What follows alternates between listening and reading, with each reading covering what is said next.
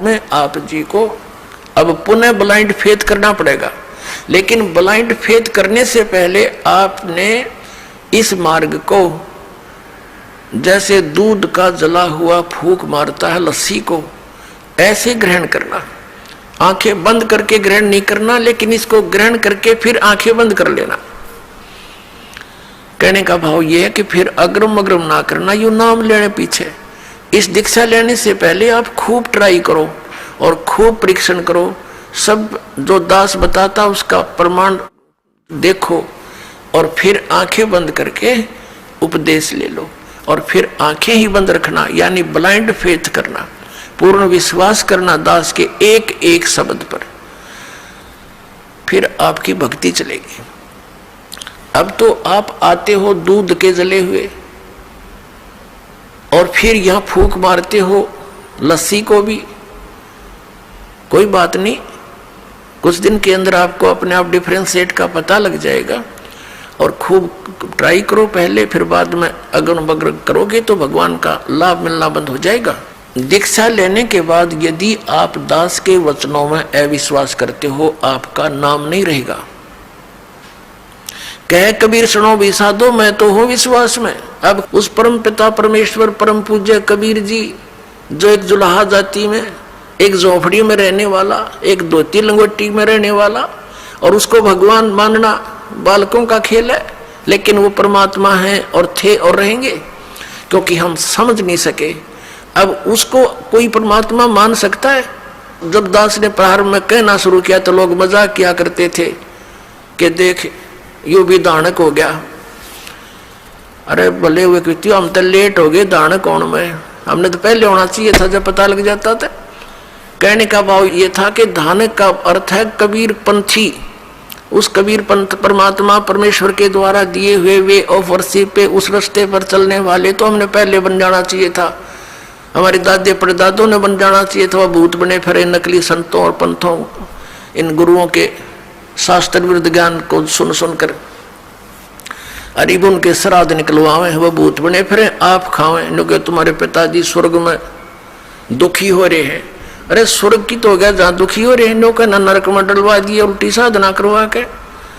अब फिर आप पेट भरे और श्राद्ध के तुम्हारे पिताजी खावे, वाह भाई वाह। तो कहने का भाव ये पुण्यात्माओं, शास्त्र विरुद्ध साधना करने से हम बहुत हानि उठा चुके हैं। उस दानक जुलाहे कबीर जी को और भगवान मानना, ये भी एक 8वां जुबा के 10वां जुबा समझ लियो। लेकिन वो भगवान है ही, हमारे ना मानने से उनकी वो प्रभुता समाप्त नहीं हो सकती, क्योंकि हम नहीं पहचान पा रहे लाल है ये, हमें विश्वास नहीं हो पा रहा। तो ये हमारी बाल बुद्धि का ही परिणाम है। लाल तो इतनी ही कीमत रखता है, वो लाल है, वो पूर्ण परमात्मा है, और वहाँ लीला करने के लिए सह शरीर आए थे, सह शरीर चले गए थे, और पूरा ज्ञान उन्होंने हमें बताया आकर के, जो दास आपको बता रहा। तो प्रसंग चल रहा है, हम उसी पर आते हैं।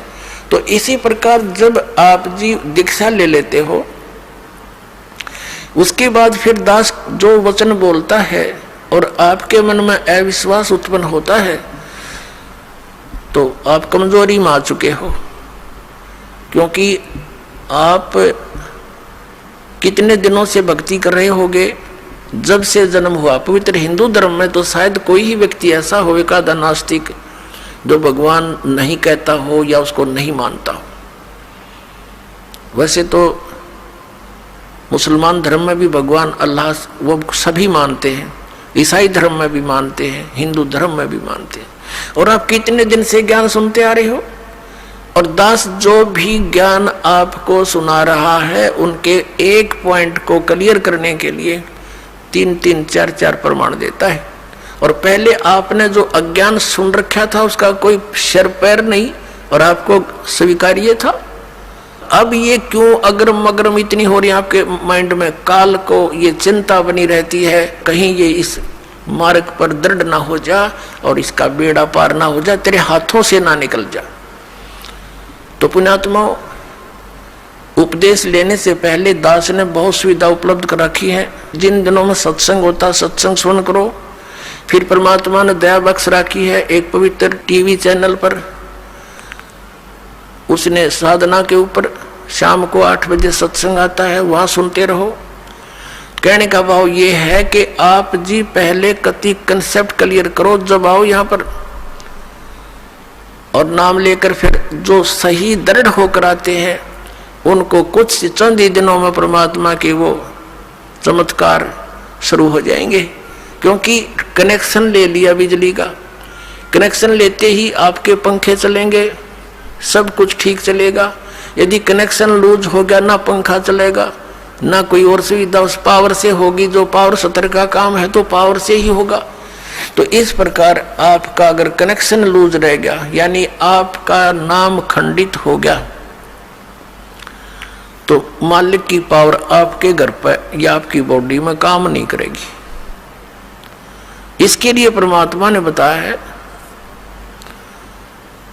कि अनंत कोटि बाजी जहां अमन रचे सकल ब्रह्मांड ही, कहे कबीर मैं क्या करूं ये काल करे जीव खंड। कि मैं इतना समर्थ हूं। परमेश्वर कबीर जी कहते हैं अनंत कोट बाजी जहां मन रचे सकल ब्रह्मांड।